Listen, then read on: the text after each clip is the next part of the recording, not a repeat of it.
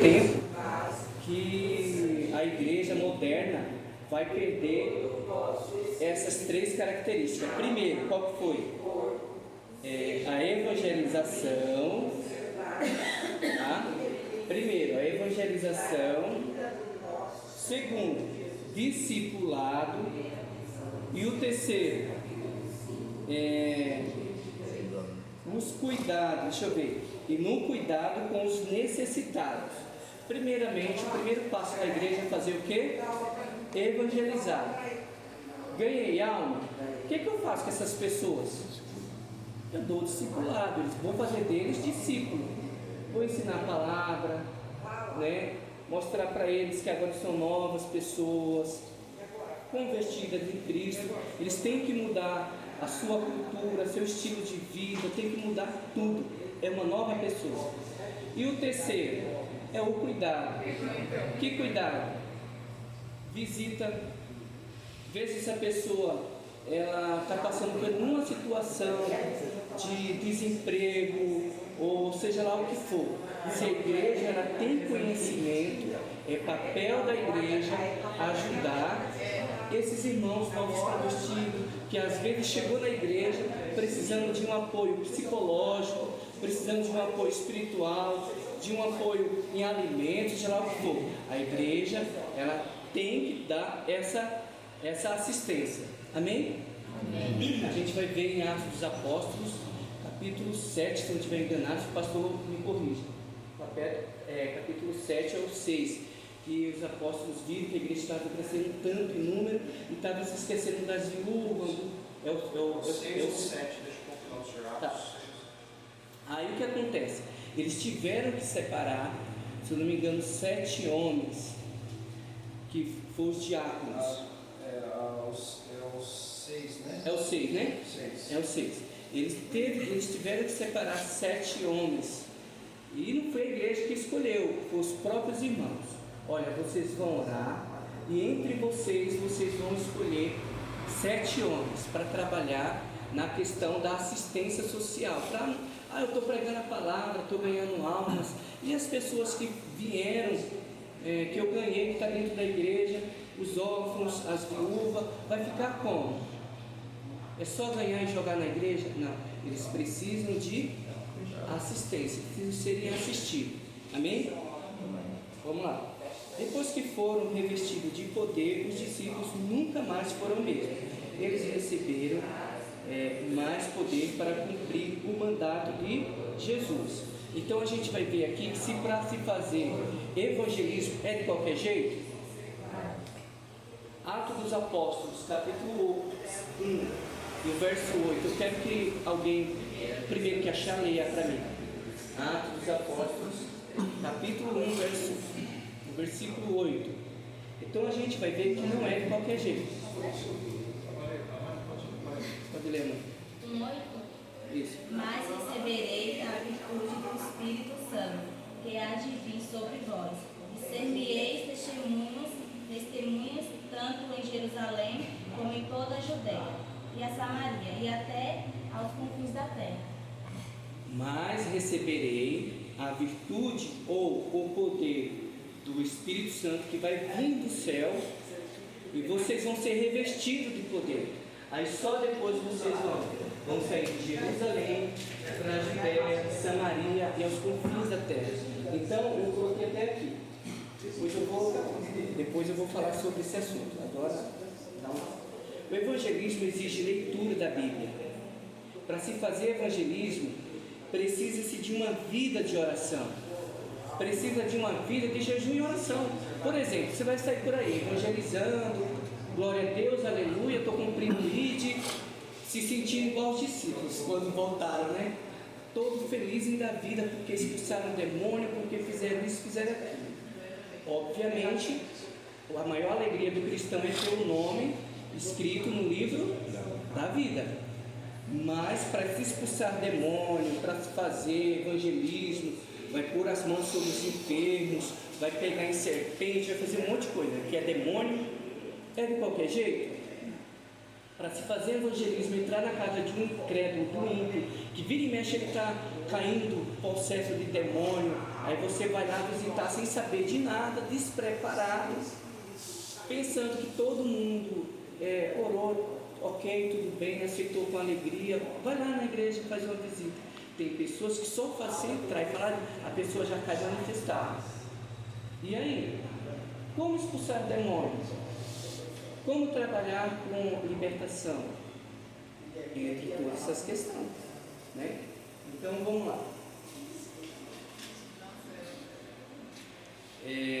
Eles receberam, deixa eu ver. As igrejas cristãs precisam do avivamento espiritual para proclamar o Evangelho de Cristo no mundo, que está em rebeldia contra o próprio Deus.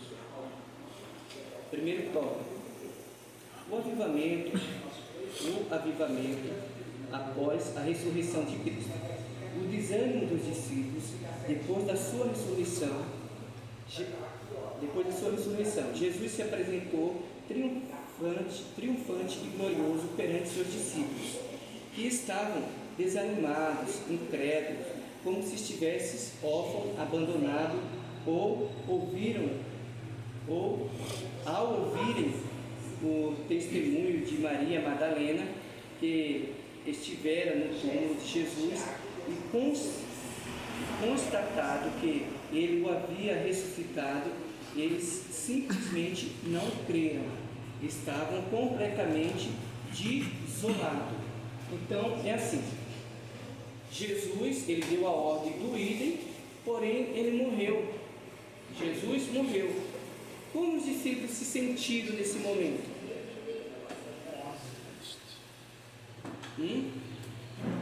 Como eles se sentiram? Jesus ressuscitou, mas Jesus ressuscitou, Maria Madalena trouxe a notícia que Jesus havia ressuscitado, porém os discípulos não viram.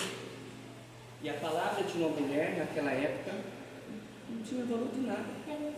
E além de Maria Madalena ter visto, eles com certeza lembravam do que Jesus tinha dito, que Jesus iria ressuscitar. Porém, a tristeza, não vou dizer que é incredulidade, alguns falam que é incredulidade, mas se você for um psicólogo e falar para uma pessoa desolada, triste, com o sentimento de que perdeu tudo, você pode trazer qualquer notícia que dê a plena convicção, mas a pessoa está tão desolada que ela não vai acreditar. É como se, por exemplo, você perdeu um ente querido e de repente você não sabe o que aconteceu com essa pessoa.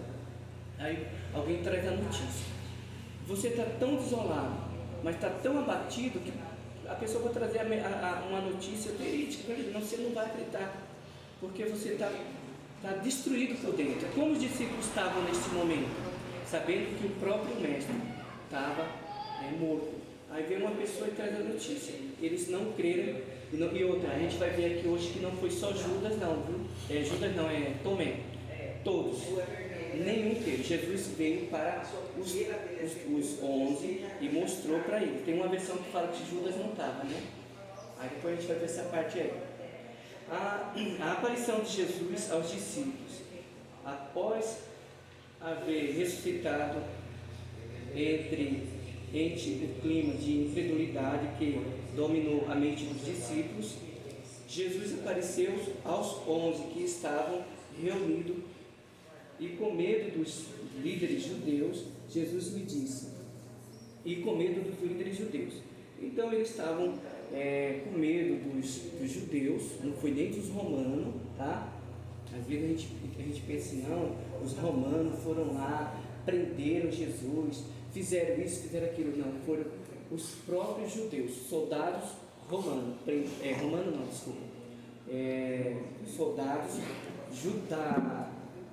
do templo, foram lá no jardim de Getsêmani, prenderam Jesus e entregaram. Aí quando entregaram para Pilatos, aí sim os romanos fizeram o que fizeram, mas de princípio quem armou tudo, quem prendeu Jesus, quem chicoteou ele a noite inteira, interrogando, batendo no rosto dele, foram os próprios judeus. Aí ele chegou e falou assim: Pai seja convosco, em Lucas capítulo 24, 36. Eles pensavam que haviam algum espírito até que Jesus lhe mostrou as mãos e os pés perfurados. Mesmo assim, eles não creram que era Cristo ressuscitado. Veja que Jesus se apresentou para eles e todos eles, unânimes, não creram. Eles não creram que era o Cristo ressuscitado. Lucas capítulo 26 e o 41. O avivamento após a ressurreição. Depois da ressurreição, Jesus deu aos discípulos o mandato da grande comissão e disse: ide por todo o mundo, pregai o evangelho a toda criatura. Quem crê e for batizado será salvo, mas quem não crê será condenado. Eu trouxe um vídeo e vou pôr um áudio desse vídeo aqui. Eu ia pedir para colocar ali, mas para não atrapalhar a Sara lá, eu vou colocar o áudio aqui. Porque a gente pensa assim, primeiro, que o ID é só para quem é missionário ou quem faz parte do departamento de evangelismo, os evangelistas. E a gente vê que esse ID de Jesus não foi para o pastor, não foi para o Genesi, não foi para o José Carlos, foi para toda a igreja. E assim, às vezes a gente prepara o culto de evangelismo e não sei se como é que é feito o desenrolar do culto de evangelismo, ou independente. A igreja, em todos os cultos de domingo, cria-se 2 ou 3 pessoas que ficam ali para fazer recepção, para acolher as pessoas que chegam, para receber as pessoas. E a gente vai ver que a grande comissão da igreja não foi para isso. Não foi para isso. Então a gente vai falar sobre esses 4 aqui. Aí, o chamado da igreja não foi para receber pessoas. Amém? Vou colocar aqui. Deixa eu ver. Vamos lá. O que Jesus está falando aqui é igreja, vão e façam discípulos. Mas nós preparamos a igreja para o mundo vir e conhecer Jesus. Mas Jesus nunca falou para o mundo, vão e visitem a igreja. Jesus falou para a igreja, vão e achem eles. Então, nós estamos aqui preparados para receber visita. Quando a igreja não recebe visita, quando a igreja é um quartel-general para preparar você para ir. E você fazer discípulos. Eu falo para os líderes todas as vezes, daqui a 10 anos eu não quero ver a cara de ninguém aqui na minha frente. Por quê? Porque a igreja não tem... Ajuda para não, você prepara, Ju? Vem aí, qual é o país aí? Porque a igreja não é uma força centrípeta. Sabe o que é uma força centrípeta? É uma força que converte para o meio. Então tudo vem para dentro. Aí a gente só pensa em prédio, só pensa em nós, só pensa em fazer as coisas aqui dentro. E aí tudo tem que convertir para o meio. Não, a igreja é uma força centrífuga que gira e joga todo mundo para fora. É esse hit, vão. Então a gente vai ver aqui que Jesus, ele não deu uma missão para a igreja ficar recebendo pessoas. Fiquem no seu conforto dos seus templos, fiquem acomodados onde vocês estão, simplesmente vocês estejam dispostos, preparados para receber visita, porque o chamado da igreja não foi para receber visita, foi para ir buscar os pecadores e fazer os discípulos. Ele falou 2 coisas aqui. Existe um movimento de atrair, que é como se fosse um imã. Deus, que é um movimento centrípeta, que é um movimento que se faz para chamar para dentro. Né? No Antigo Testamento, a gente vê aqui que Deus, ele fez o seguinte: Israel era o centro. Quem lê para mim, Êxodo capítulo 19, versículos 5 e o 6. Veja aqui, o método de Deus foi distinto à nação de Israel. A nação de Israel deveria atrair as outras nações para si. Daí o caráter centrípeto da missão, ou seja, Israel seria o centro das nações, como um imã que atraria o povo para o conhecimento de Deus. Já a missão da igreja tem um caráter de centrífugo, pois requer que o povo de Deus saia dos seus limites e alcance os povos, todas as nações. Em vez da igreja atrair, embora o poder de Deus pode continuar atraindo as pessoas, ela vai avançando rumo às outras nações, pregando o Evangelho, para que se compreenda melhor a diferença de método. Analise as duas figuras. A de baixo, a primeira representa a missão de Israel, que é centrífuga, e a segunda, a igreja, que é centrífuga. A nação de Israel, ela estava acentuada no meio das nações. O que Israel deveria fazer? Israel tinha que ficar firme no seu território, não se envolver com as outras nações, para não aprender os costumes, para não se envolver nos cultos de paganismo, para não se contaminar. O que as outras nações tinham que fazer? E a gente falou na lição que eu passei, não foi a lição 3, foi 5, falou sobre o Pentecoste. Todas as nações vinham até Jerusalém. Todas as nações vinham até Jerusalém. Porque Jerusalém não poderia, o povo de Israel não poderia sair da sua terra, mas as outras nações tinham que descer a Jerusalém. A igreja hoje não pode pensar dessa forma.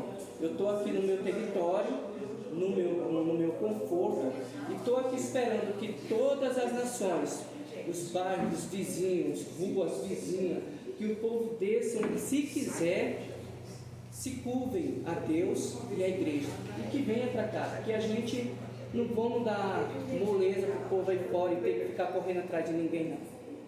Se eles quiserem, um dia eu escutei um pregador falar assim: a gente não tem que insistir muito, não. Jesus é muito bom para estar insistindo, oferecendo uma coisa tão boa para o povo que não vale nada. Se quiserem, que venham. E não é bem assim. Deus, Jesus Cristo, quando ele ressuscitou, ele deu essa ordem: ficais em Jerusalém, esperai até que do alto venha a virtude e o poder do Espírito Santo, e depois vocês saiam de Jerusalém, vá para a Judéia, Samaria e os confins das terras. Mas também ele deu essa ordem aqui: ide por todo mundo e pregai o Evangelho a toda criatura. Então a igreja, ela tem essa missão. Que missão? A missão de sair. Uma igreja local que não está envolvida com o evangelismo, com certeza não é uma igreja avivada. Como que eu posso tirar as minhas dúvidas? Nossa, eu estou com uma dúvida aqui, eu não sei se eu estou numa igreja avivada. Deixa eu aqui pensar, e vou na Bíblia para tirar as minhas dúvidas dos meus pensamentos. O que é uma igreja avivada? Aí você vai ter essa conclusão. Primeiro, uma igreja que evangeliza, uma igreja que dá discipulado, uma igreja que se preocupa com os novos convertidos e dá a elas assistência. O quarto, uma igreja que batiza. Eu evangelizei, ganhei para Cristo, agora estou discipulando, estou dando assistência para essas pessoas, e agora eu estou batizando e fazendo delas membros do corpo de Cristo. Uma igreja que não evangeliza vai ganhar alma? Não. Ela fica a mercê, dependendo da sorte, torcendo, comendo as unhas. Não vou nem dizer que é orando, porque não adianta eu ficar aqui: ô Senhor, trai as almas. Ô Senhor, eu estou jejuando e consagrando, Senhor, escuta o meu clamor, trai as almas. Como que as almas vão vir? É igual capítulo que fala assim: como crerão, como ouvirão, se não há quem pregue?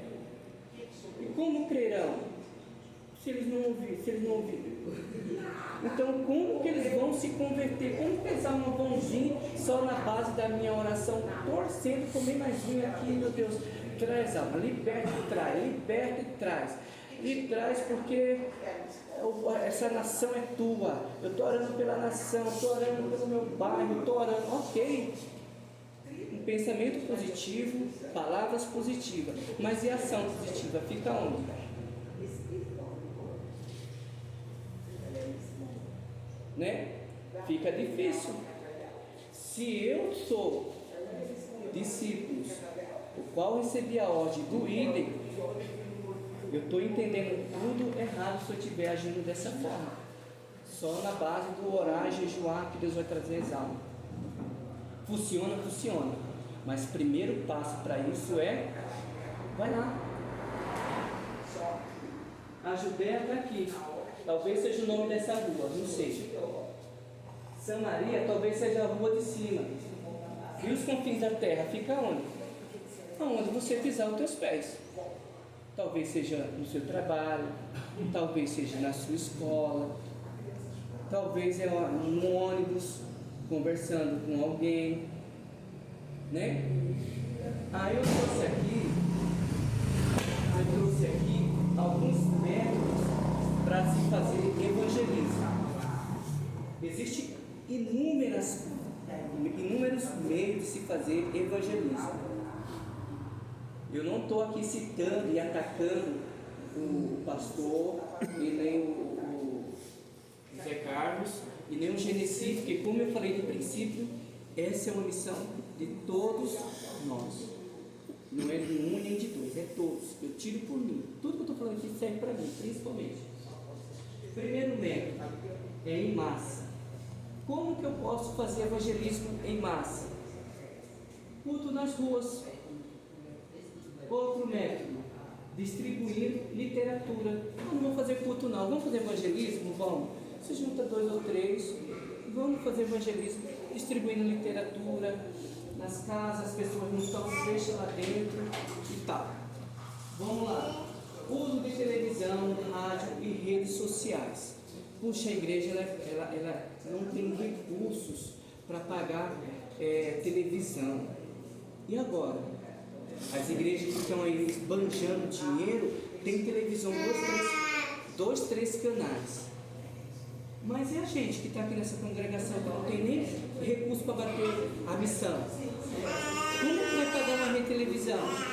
E o rádio, que é mais barato? Não tem. Resta o que para nós? Redes sociais. Quem tem rede social aqui? Só Amanda? Todo mundo tem. O que a gente faz com as nossas redes sociais? Evangeliza? Você usa para isso? Então começa, fica a dica. Fica essa ideia. Quando você pegar a sua rede social, você lembra dessa dica. Eu lembro que no período de pandemia, a nossa igreja não podia sair fazer evangelismo porque era proibido. E eu no meu serviço, trabalhando, pensando, meu Deus, fazer evangelismo, como que eu faço, tal. E eu falei, eu preciso pensar em alguma coisa para fazer evangelismo. Aí me vem na mente, sabe aquela palavra, eu falo que é palavra revelada. Sabe aquela coisa que você está pedindo a Deus, orando, mas de repente uma palavra que você nunca ouviu falar, nunca imaginou e de repente chega na mente. Eu nunca ouvi falar essa palavra. Evangelismo digital. Eu nunca tinha ouvido falar sobre essa palavra. Na hora que veio, corri para o banheiro da empresa, mexi no celular, digitei lá, evangelismo digital. Apareceu um monte. Já existia essa palavra. Já tinha gente praticando, mas eu não sabia. Cheguei no Carlos e falei para o Carlos. Falei, Carlos, olha, eu pesquisando, tal, orando, pedi a Deus, e me veio essa palavra evangelismo digital. Pode, aqui é uma ideia boa, faz isso, assim, assado, tal. Tem uma outra ideia. Vocês ficam aqui, como não dá para sair, põe uma mesa aqui, pega umas literaturas, um caderno, para anotar o número do WhatsApp, Pergunta se a pessoa aceita receber palavras de evangelismo, uma palavra de fé, uma palavra de ânimo, de consolo. Se elas aceitarem, vocês pegam, criam um WhatsApp para mandar mensagens de evangelismo para essas pessoas. É um método, uma forma. Primeiramente, a forma de abordar é pegar o nome para oração. Viu? Você aceita oração? Você aceita oração? Quem que não aceita? Sim, aceito. Posso pôr o seu nome aqui? Se o senhor quiser preencher, o senhor põe o seu endereço. Se os seus desejos, a gente pode estar anotando o seu WhatsApp também para estar mandando uma palavra. O senhor aceita ou a senhora aceita? Sim. Aqui mesmo, quantas pessoas que sobem e descem dessa rua? E a gente fica só assistindo aqui dentro e tipo, não tá nem aí, né? Infelizmente, outra forma, campanha de evangelismo, é um projeto. Quem já pensou nesse projeto de fazer uma campanha de evangelismo? Às vezes não se passa pela cabeça, né? Mas fica essa ideia, um projeto. Como que se desenvolve um projeto desse? Depois eu falo. Cruzada evangelística. Eu lembro que na minha infância tinha muita, na minha adolescência também. Tanto lá no Nordeste, tinha de monte cruzada. Às vezes uma cidade aqui, outra ali. Era em tudo que era lugar, fazia caravana, vamos na cruzada, era batismo com o Espírito Santo, era tanta coisa boa que eu tenho saudade dessa época. Aqui eu ia para São Paulo, Guarulhos, ia para tudo que era lugar, para o centro de São Paulo, onde tinha uma cruzada. Na época eu estava solteiro, eu era daquele crente que não era solteiro, que eu não tinha endereço fixo. Eu tinha igreja que congregar, mas dependendo, se tivesse uma cruzada, um avivamento, alguma coisa e tal, eu chamava um ou outro, não nem uma caravana, vamos, eu ia. Nem sabia do lugar, mas vamos, a gente procurava e achava. E outra coisa é produção de filmes e séries. Tem até aqui a imagem, Quarto de Guerra. Eu usei desse método. Eu peguei um filme, na época de DVD, eu comprava de monte de mídia virgem, gravava os filmes, um vídeo de evangelização, a noite da salvação. Eu pegava muito esses vídeos no YouTube, a noite da salvação. E alguns filmes que voltaram para evangelismo, eu tirava a cópia, colocava no envelope de DVD, passava o nome de cada um que Deus colocar na minha mente, eu vou evangelizar. Chegava na KSB, olha, assiste esse filme, ele é seu. Assiste esse filme, ele é seu. Até o meu supervisor, o meu gerente, eu fiz isso. Eu cheguei no meu gerente e falei para ele, seu Marcos, eu posso colocar, que tem um mural lá de aviso na empresa, eu falei, eu posso colocar no mural um panfleto de evangelismo? Ele falou, não. Eu fiquei triste, porque a gente fica triste, né? Mas aí o que eu fiz? Eu desisti? Não. Eu fui orar e pedir a Deus. Eu não posso pôr no quadro, mas eu posso fazer a minha parte. Naquela época não tinha tanta, isso foi em 2008, não tinha tanto rede social, celular com tanto aplicativo, não tinha. O que eu fiz? Peguei o método dos DVD, meti o DVD para gravar, fazia umas 20, 30 cópias e toma uma para cada um. E vinha a gente falando, nossa, eu gostei, nossa, mas que coisa linda. Tal. E no bate-papo eu empregava e ensinava sobre o assunto que eu entreguei para eles. Falei, então aceita Jesus. Você acha que as coisas estão fáceis, vai ficar melhor? Vai não. Você acha que o diabo brinca de ser diabo? Brinca não. Ele nunca vem da forma que ele é. Ele pega as pessoas como. Isso aí eu levo para a minha vida. O diabo, ele pega as pessoas assim. Ele jamais vai apresentar o que ele é. Ele vem vestido de bondade.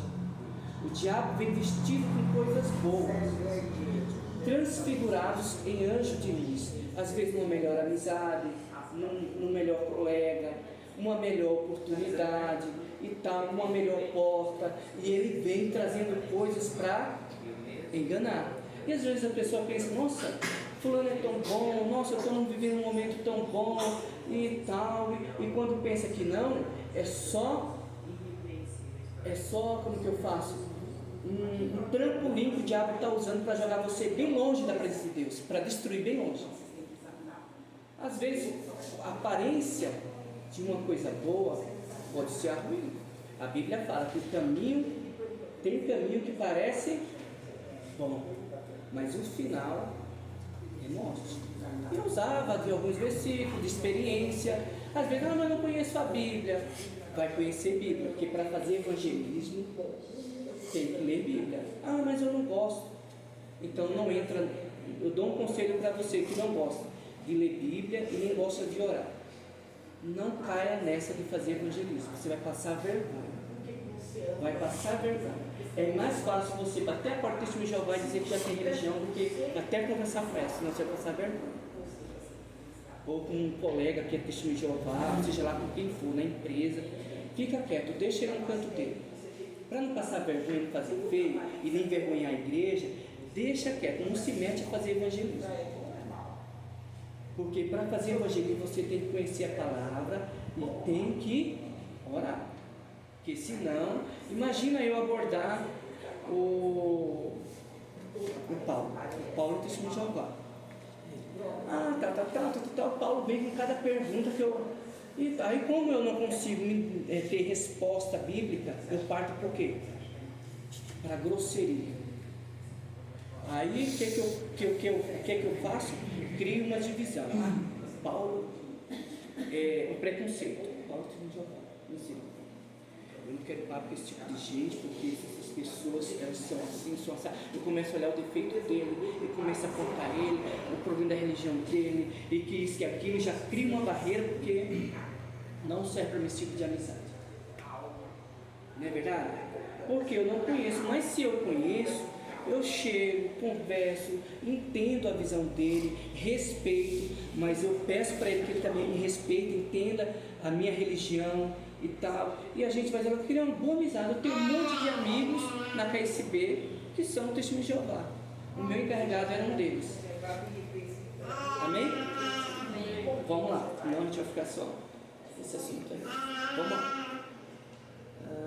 Naquela ocasião, Jesus prometeu que sinais e maravilhas autenticaram o seu ministério. Esses sinais seguirão os discípulos. Esses sinais estão à disposição de todos os que creem, todos os tempos e todos os lugares.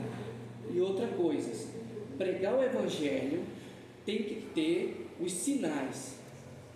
Não basta eu pregar o Evangelho para o ímpio que está lá oprimido por demônio e eu não tenho autoridade para libertar. Eu oro, estou fazendo evangelismo, orando para os enfermos e não vejo os enfermos sendo curados, os oprimidos sendo libertos. Eu estou pregando o Evangelho só de palavras, mas os sinais não acontecem. Eu não estou vendo nada acontecendo, estou evangelizando, mas não está nada acontecendo. O que tem de errado nisso? Será que Deus mudou? O que vocês acham? Não, e por que as coisas não acontecem quando eu estou pregando, evangelizando? Eu estou até me esforçando, estou fazendo de tudo. Às vezes me bate até um desânimo, porque às vezes eu saio para evangelizar com toda empolgação, que às vezes eu fico empolgado quando estou orando por alguém e não vejo ela sendo curada nem liberta. O que está de errado em mim? Ou alguma coisa, será que Deus não está tentando para a minha pessoa? Será que não bateu um certo clima e Deus não está rasgando o céu a meu favor, e as pessoas, só quando o pastor ora, só quando o pastor evangeliza, é que as pessoas são curadas? O que está acontecendo? Porque às vezes as pessoas desistem de evangelizar por isso, porque, puxa, para que evangelizar? Para passar vergonha? Eu vou orar pela pessoa, nada acontece, não está acontecendo nem na minha vida, quanto mais dos outros. Então é melhor ficar na minha. Infelizmente, tem muitas pessoas, e principalmente em rede social. Às vezes a pessoa está evangelizando, ela cria um grupo, às vezes ela cria uma ideia, um projeto, e de repente ninguém dá like, ninguém comenta, se ninguém visualiza, você está errando o seu método. Vai ter que visualizar. Mas se as pessoas estão visualizando, não estão dando like, não estão comentando, descansa seu coração. A semente está sendo semeada, está sendo plantada. Quem vai dar o crescimento é Deus. Não queira like, não creia reconhecimento, que é duas coisas que você faz e não vai ter reconhecimento: o evangelho e o ensinamento da palavra. Você ensinar o evangelho e o ensinamento da palavra, esquece isso. Você vai tomar porrada. É isso que está preparado para vocês. Perseguição, que era isso quando os discípulos saíam para evangelizar e tal. Às vezes eles tinham que bater as sandálias dos pés, sair, aonde Jesus falou, onde vocês forem pregar em determinado local, vir perseguição sobre vocês, bate a sandália dos pés e foge, e sai. Por quê? Não é digno. Mas primeiramente não é porque vocês não têm que criar um pensamento, não é digno, não vá. Não, primeiramente vocês têm que ir. Se a pessoa recebeu, glória a Deus. Se não recebeu, sai e bata as sandálias dos pés, que até a poeira não é coisa boa. Amém? Tá. Deixa eu falar aqui eu criei algumas coisas aqui sobre como criar um projeto para fazer evangelismo. Primeiro, nossa, a aula foi boa, eu gostei do que foi falado, surgiu um monte de ideia na minha mente, agora eu vou arrebentar, eu vou fazer evangelismo, só não sei por onde começar. Como que eu faço para criar projeto para fazer evangelismo? Primeiro, para se criar um projeto evangelístico, precisa-se primeiramente ter um projeto organizado e bem planejado. Primeiro, eu não vou sair por aí agora fazendo evangelismo de qualquer jeito, desorganizado, sem planejamento. Primeira coisa que eu tenho que fazer é o quê? Algo organizado e bem planejado. Primeiro, local apropriado. Eu quero fazer um evangelismo. Pega o calendário, vocês vão traçar ali os feriados, uns dias apropriados para vocês mesmos, não precisa mover a igreja inteira, dependendo do projeto. Às vezes 3, 4, 2, 3, 4, sei lá, né? Então não pode sozinho. Mas aí vocês vão fazer o quê? Criar uma ideia, mobilizar uma equipe, né? Horário, dia, os feriados, tudo isso vocês têm que fazer já se programando bem antecipado. E depois que tiver tudo pronto, ok, já está tudo no papel, está tudo bonitinho, tudo organizado, o que eu vou trabalhar agora? Pega uma equipe que trabalha com mídia digital, que sabe criar conteúdo digital, e vocês vão fazer o quê? Divulgação. Vamos criar uma equipe de divulgação. Tipo assim, ó, aqui está aqui fica mais bonito.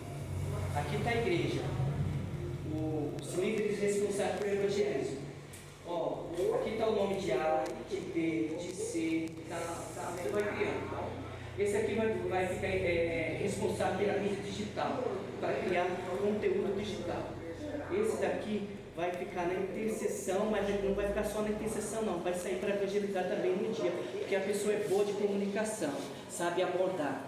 É a pessoa que sabe, tem conhecimento bíblico e sabe chegar e conquistar as pessoas, tem carisma. Esse outro aqui sabe disso, sabe daquilo. E cada um vai ser responsável por um papel, por desempenhar um papel. E aí vocês vão fazer o que cabe a vocês fazer. Terceiro, o horário já falei, né? As datas comemorativas também já falei. Dia das Mães. Como que eu vou trabalhar evangelismo no Dia das Mães? Pesquise no YouTube, tem bastante dica de evangelismo, até passei algumas dicas de evangelismo. O que é que mulherada gosta? De flores, um cartão, uma carta da 100ª ovelha, sei lá, um bombom, qualquer coisa. Vocês têm que fazer, seja organizado, mas faz com gosto, não faz de qualquer jeito, somente o papel impresso lá e vai lá. Então um papelzinho, Às vezes a pessoa nem quer esse papel. A pessoa tem esse hábito, pegar papel e nem tem, joga fora. Leva alguma coisa interessante. Quem dá bombom para as pessoas hoje em dia? É raridade. Flores para uma mulher, toda mulher gosta. Principalmente dia das mulheres, dia das mães, dia dos mortos, dia de finado, leva uma palavra de consolo e por aí vai. Dia das crianças. Crianças geralmente andam na rua acompanhado com os pais, com a mãe, sei lá. Então se cria um meio de conquistar essas crianças com uma pintura no rosto, um brinquedo, qualquer coisa. Isso aí vocês têm que trabalhar, desde já. Quando que vai ser dia das crianças? Dia 12 de outubro. Começa a trabalhar já, até porque para se tirar recursos para fazer esses trabalhos, não é do dia para a noite. Para se fazer tudo isso, não vai ser num mês, você tem que fazer antes. Cria um recurso. Mas eu não tenho condição. Faz, se vira nos 30. A irmã Lúcia tem várias ideias de como arrecadar, sei lá, vocês vão pesquisar, correr atrás disso, para evangelizar as crianças. Evangelizando as crianças, quem só vai ser alcançado é as crianças? Os pais. Aí automaticamente vocês abordam as crianças e os pais. Amém? Que mais? Isso. Domingo de Páscoa é uma data boa. Outra forma de evangelizar alguém visitar algum amigo, ajudar a socorrer alguém. Também você deve dar o seu melhor para Deus, às vezes até para aquela pessoa também, dar um presente para ela. Conquista, cativa essa pessoa. Orar, jejuar por alguém também. Antes de você ir lá, você tem que estar orando, jejuando essa pessoa. Quantas vezes a gente coloca uma pessoa, eu não falo vocês, eu estou incluso com isso aí também. A gente coloca uma pessoa no nosso caderno de oração para orar por ela insistentemente para ganhá-la para Cristo. Quantas vezes a gente fez isso? Às vezes é pelo ente querido, né? Às vezes pelo meu pai que não aceitou Jesus, pelo meu filho, pela minha filha. Meu Deus, eu estou te servindo, tem minha filha que não te conhece, que o Senhor traga ela, E a gente às vezes põe no caderno e ora e apresenta a Deus. E aquele amigo, aquele vizinho. E às vezes assim, a gente só usa a palavra amor pelas almas, é um amor de palavras. Amor de palavras, eu amo as almas. Nossa, como eu amo as almas. Eu estou orando por elas, a gente fala de Deus para elas, entrega até papel para elas. Mas, e aí? Como que eu faço para cultivar essa alma, essa pessoa? Dá um livro, dá um presente, visita. Às vezes essa alma, essa pessoa, ela quer o quê? Às vezes ela está carente, ela não recebe um abraço de ninguém, uma palavra de ninguém, nunca recebeu presente de ninguém. Chega aniversário, anos e anos de aniversário, nunca ganhou presente de ninguém. E nós, como crentes, como evangélico, como evangelista, nós devemos fazer o que? Usar de estratégia para ganhar as almas. Paulo falava que ele se fazia de tolo para ganhar tolo e sábio para ganhar sábio. E aí vai, entendeu? E eles ganhavam, eles usavam as estratégias. Só que infelizmente nós estamos vivendo uma época que estamos sendo levados